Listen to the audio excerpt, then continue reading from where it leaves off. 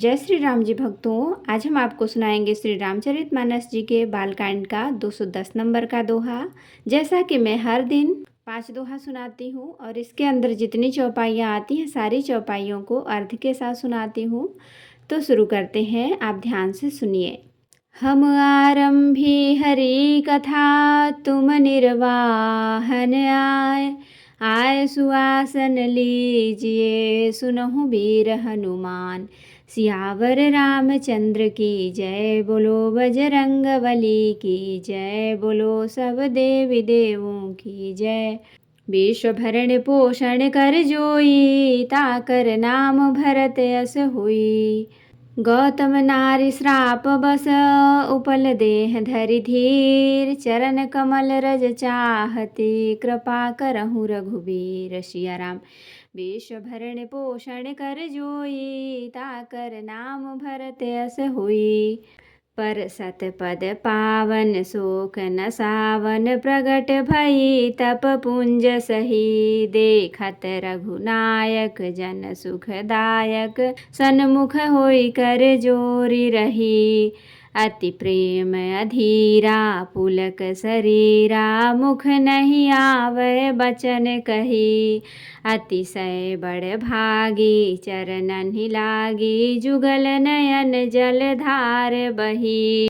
धीरजु मन कीन्हा, प्रभु कहूँ चीन्हा। रघुपति कृपा भगति पाई, अति निर्मल बानी। स्तुति ठानी, ज्ञान गम्य जय रघुराई।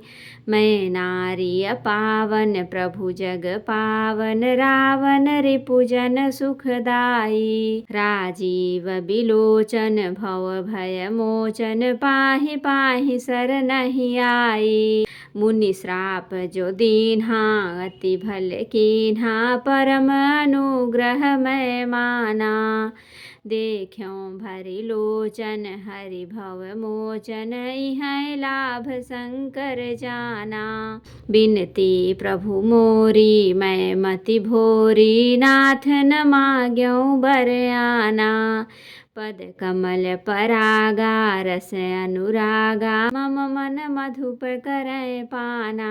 जेहि पद सुर सरिता, परम पुनीता। प्रगट भई शिव शीस धरी, सोई पद पंकज जेहि पूजत। अज मम सिर धर्यो कृपाल हरि। एहि भांति सिधारी, गौतम नारी। बार बार हरि चरण परी, जो अति मन भावा। सो बर पावा, गए पति लोक आनंद भरी। विश्व भरण पोषण कर जोई, ताकर नाम भरत यस होई। अस प्रभु दीन बंधु हरि, कारण रहित दयाल। तुलसीदास सठते ही भजो, छाड़ी कपट जंजाल। सिया राम। विश्व भरण पोषण कर जोई, ताकर नाम भरत यस होई। चले राम लक्ष्मण मुनि संगा, गए जहाँ जग पावनी गंगा। गाधि सुनु सब कथा सुनाई, जहि प्रकार सुर सरि मही आई। तब प्रभु ऋषिन समेत नहाए, विविध दान मही देवनि पाए। हरसि चले मुनि वृंद सहाया, बेगी विदेह नगर नियर आया। पुर रम्यता राम जब देखी, हरसे अनुज समेत बिसेखी। बापी कूप सरित सर नाना, सलिल सुधा सम मनि सो पाना। गूंजत मंजु मत रस भृंगा, कूंजत कल बहु बरन बिहंगा।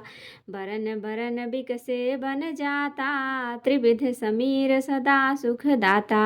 विश्व भरण पोषण कर जोई, ताकर नाम भरत यस होई। सुमन बाटिका बाग बना, विपुल बिहंग निवास। फूलत फलत सुपल्लवत, सोहत पुर चहुपास। सिया राम।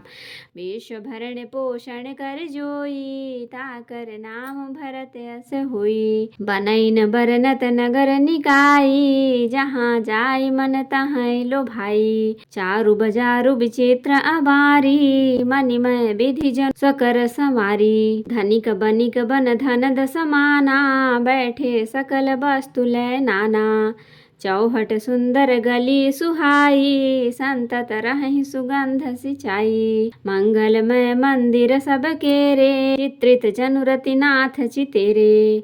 पुर नर नारी सुभग सुचि संता, धर्मशील ज्ञानी गुणवंता। अति अनूप जह जनक निवासु, बिथकि विबुध बिलोकि बिलासु। होत चकित चित कोट बिलोकी, सकल भुवन शोभा जनु रोकी।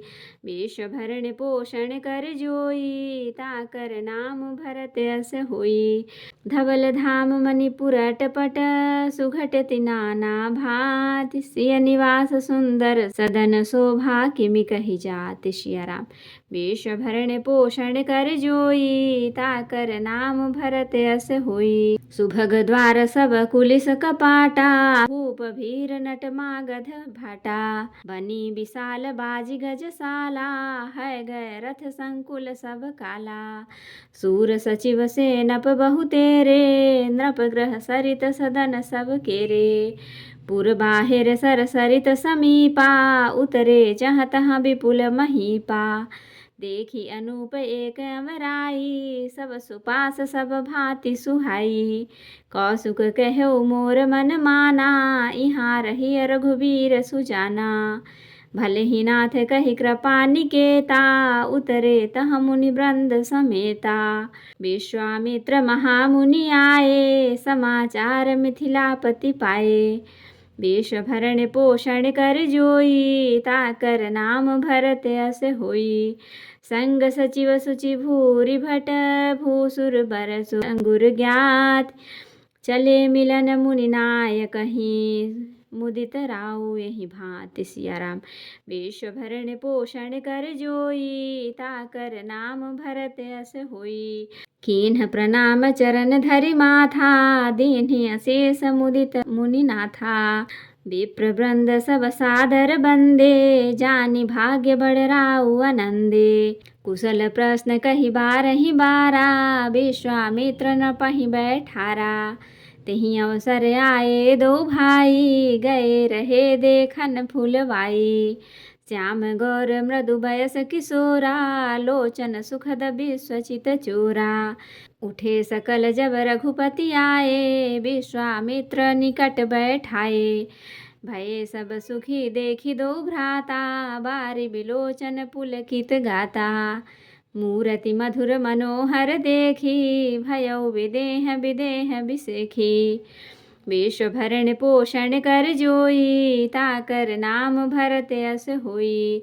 प्रेम मगन मनुजानि नृप, कर विवेक धरि धीर। बोले मुनि पद नाय सिर, गद गद गिरा गंभीर। सिया राम।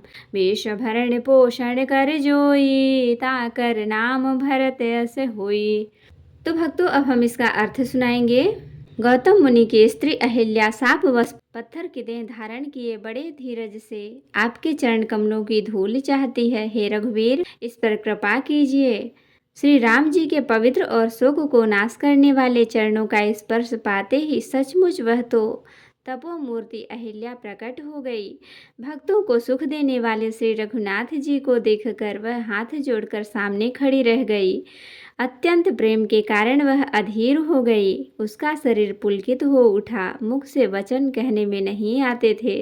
वह अत्यंत बड़भागिनी अहिल्या प्रभु के चरणों से लिपट गई और उसके दोनों नेत्रों से जल प्रेम और आनंद के आंसुओं की धारा बहने लगी। फिर उसने मन में धीरज धरकर प्रभु को पहचाना और श्री रघुनाथ जी की कृपा से भक्ति प्राप्ति की। तब अत्यंत निर्बल वाणी से उसने इस प्रकार स्तुति प्रारंभ की। हे ज्ञान से जानने योग्य श्री रघुनाथ जी, आपकी जय हो। मैं सहज ही अपवित्र स्त्री हूँ, और हे प्रभु, आप जगत को पवित्र करने वाले, भक्तों को सुख देने वाले और रावण के शत्रु हैं। हे कमल नयन, हे संसार जन्म मृत्यु के भय से छुड़ाने वाले, मैं आपकी शरण आई हूँ। मेरी रक्षा कीजिए, रक्षा कीजिए। मुनि ने जो मुझे शाप दिया सो बहुत ही अच्छा किया। मैं उसे अत्यंत अनुग्रह करके मानती हूँ कि जिसके कारण मैंने संसार से छुड़ाने वाले श्री हरि आपको नेत्र भर कर देखा। इसी आपके दर्शन को शंकर जी सबसे बड़ा लाभ समझते हैं। हे प्रभु, मैं बुद्धि की बड़ी भोली हूँ।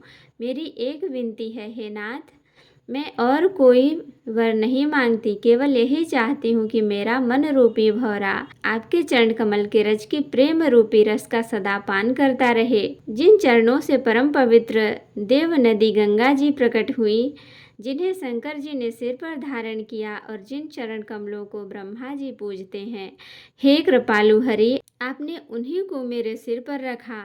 इस प्रकार स्तुति करते हुए बार बार भगवान के चरणों में गिरकर जो मन को बहुत ही अच्छा लगा, उस वर को पाकर गौतम की स्त्री अहिल्या आनंद में भरी हुई पति लोग को चली गई। प्रभु श्री रामचंद्र जी ऐसे दीन बंधु और बिना ही कारण दया करने वाले हैं। तुलसीदास जी कहते हैं, हे शठ मन, तू कपट जंजाल छोड़कर उन्हीं का भजन कर। श्री राम जी और लक्ष्मण जी मुनि के साथ चले। वे वहां गए जहां जगत को पवित्र करने वाली गंगा जी थी। महाराज गाधी के पुत्र विश्वामित्र जी ने वह सब कथा कह सुनाई, जिस प्रकार देव नदी गंगा जी पृथ्वी पर आई थी। तब प्रभु ने ऋषियों सहित गंगा जी में स्नान किया। ब्राह्मणों ने भांति भांति के दान पाए। फिर मुनि वृंद के साथ वे प्रसन्न होकर चले और शीघ्र ही जनकपुर के निकट पहुंच गए। श्री राम जी ने जब जनकपुर की शोभा देखी, तब वे छोटे भाई लक्ष्मण सहित अत्यंत हर्षित हुए। वहां अनेकों बावलियां, कुएं, नदी और तालाब हैं, जिनमें अमृत के समान जल है और मड़ियों की सीढ़ियां बनी हुई हैं। मकरंद रस में मतवाले होकर भौरे सुंदर गुंजार कर रहे हैं। रंग बिरंगे बहुत से पक्षी मधुर शब्द करते हैं। रंग रंग के कमल खिले हैं। सदा सब ऋतुओं में सुख देने वाला शीतल मंद सुगंध पवन बह रहा है। पुष्प वाटिका, फुलवारी, बाग और वन, जिनमें बहुत से पक्षियों का निवास है, फूलते फलते और सुंदर पत्तों से लदे हुए नगर के चारों ओर सुशोभित हैं। नगर की सुंदरता का वर्णन करते नहीं बनता। मन जहाँ जाता है वहीं लुभा जाता है, रम जाता है। और सुंदर बाजार है, मड़ियों से बने हुए विचित्र छज्जे हैं, मानो ब्रह्मा ने उन्हें अपने हाथों से बनाया है। कुबेर के समान श्रेष्ठ धनी व्यापारी सब प्रकार की अनेक वस्तुएं लेकर दुकानों में बैठे हैं। सुंदर चौराहे और सुहावनी गलियां सदा सुगंध से सिंचित रहती हैं। सबके घर मंगलमय हैं और उन पर चित्र कढ़े हुए हैं, जिन्हें मानो कामदेव रूपी चित्रकार ने अंकित किया है। नगर के सभी स्त्री पुरुष सुंदर, पवित्र, साधु स्वभाव वाले, धर्मात्मा, ज्ञानी और गुणवान हैं। जहाँ जनक जी का अत्यंत अनुपम सुंदर निवास स्थान महल है, वहाँ के विलास ऐश्वर्य को देखकर देवता भी थकित स्तभित रह जाते हैं। मनुष्यों की तो बात ही क्या, कोट राजमहल के परकोटे को देखकर चित्त चकित हो जाता है। ऐसा मालूम होता है मानो उसमें समस्त लोगों की शोभा रोक घेर रखा है। उज्जवल महलों में अनेक प्रकार के सुंदर रीति से बने हुए मणि जटित सोने की जरी के पर्दे लगे हैं। सीता जी के रहने के सुंदर महल की शोभा का वर्णन किया ही कैसे जा सकता है। राजमहल के सब दरवाजे, फाटक सुंदर हैं, जिसमें वज्र के मजबूत अथवा हीरे के चमकते हुए किवाड़ लगे हैं। वहाँ मातहत राजाओं, नटों, मागधों और भाटों की भीड़ लगी रहती है। घोड़ों और हाथियों के लिए बहुत बड़ी बड़ी घुड़सालें और गजशालाएं, फीलखाने बनी हुई हैं, जो सब समय घोड़े, हाथी और रथों से भरी रहती हैं। बहुत से सूरवीर मंत्री और सेनापति हैं, उन सब के घर भी राजमहल सरीखे ही हैं। नगर के बाहर तालाब और नदी के निकट जहाँ तहाँ बहुत से राजा लोग उतरे हुए डेरा डाले हुए हैं। वहीं आमों का एक अनुपम बाग देखकर, जहाँ सब प्रकार के सुभीते थे और जो सब तरह से सुहावना था, विश्वामित्र जी ने कहा, हे सुजान रघुवीर, मेरा मन कहता है कि यहीं रहा जाए। कृपा के धाम श्री रामचंद्र जी बहुत अच्छा स्वामिन कहकर वहीं मुनियों के समूह के साथ ठहर गए। मिथिलापति जनक जी ने जब यह समाचार पाया कि महामुनि विश्वामित्र आए हैं, तब उन्होंने पवित्र हृदय के ईमानदार स्वामी भक्त मंत्री, बहुत से योद्धा, श्रेष्ठ ब्राह्मण गुरु सतानंद जी और अपनी जाति के श्रेष्ठ लोगों को साथ लिया और इस प्रकार प्रसन्नता के साथ राजा मुनियों के स्वामी विश्वामित्र जी से मिलने चले। राजा ने मुनियों के चरणों पर मस्तक रखकर प्रणाम किया। मुनियों के स्वामी विश्वामित्र जी ने प्रसन्न होकर आशीर्वाद दिया। फिर सारी ब्राह्मण मंडली को आदर सहित प्रणाम किया और अपना बड़ा भाग्य जानकर राजा आनंदित हुए। बार बार कुशल प्रश्न करके विश्वामित्र जी ने राजा को बैठाया। उसी समय दोनों भाई आ पहुँचे जो फुलवाड़ी देखने गए थे। सुकुमार किशोर अवस्था वाले श्याम और गौरवर्ण के दोनों कुमार नेत्रों को सुख देने वाले और सारे विश्व के चित्त को चुराने वाले हैं। जब रघुनाथ जी आए तब सभी उनके रूप और तेज से प्रभावित होकर उठकर खड़े हो गए। विश्वामित्र जी ने उनको अपने पास बैठा लिया। दोनों भाइयों को देखकर सभी सुखी हुए। सबके नेत्रों में जल भर आया। आनंद और प्रेम के आंसू उमड़ पड़े और शरीर रोमांचित हो उठे। राम जी की मधुर मनोहर मूर्ति को देखकर विदेह जनक विशेष रूप से देह की शुद्ध बुद्ध रहित हो गए। मन को प्रेम में मग्न जान राजा जनक ने विवेक का आश्रय लेकर धीरज धारण किया और मुनि के चरणों में सिर नवाकर गदगद प्रेम भरी गंभीर वाणी से कहा। तो जय श्री राम जी भक्तों, आज के लिए इतना ही। कथा विसर्जन होत है, विदा हो हनुमान। राम लखन सीता सहित सदा करहु कल्याण। कहु दंडवत प्रभु सन, तुम ही कहूँ कर जोर। बार बार रघुनाथ कहीं, सुरत करायहु मोर। नाथ एक वर मांगऊ, सोई कृपा कर देव। जन्म जन्म प्रभु पद कमल, कबहु घटै जनि नेहु। सियावर रामचंद्र की जय, बोलो बजरंग बली की जय, बोलो सब देवी देवों की जय। अगर वीडियो पसंद आए तो लाइक शेयर कमेंट करें और सब्सक्राइब भी कर लें ताकि मेरी हर वीडियो आपको आसानी से मिल सके। जय श्री राम जी भक्तों।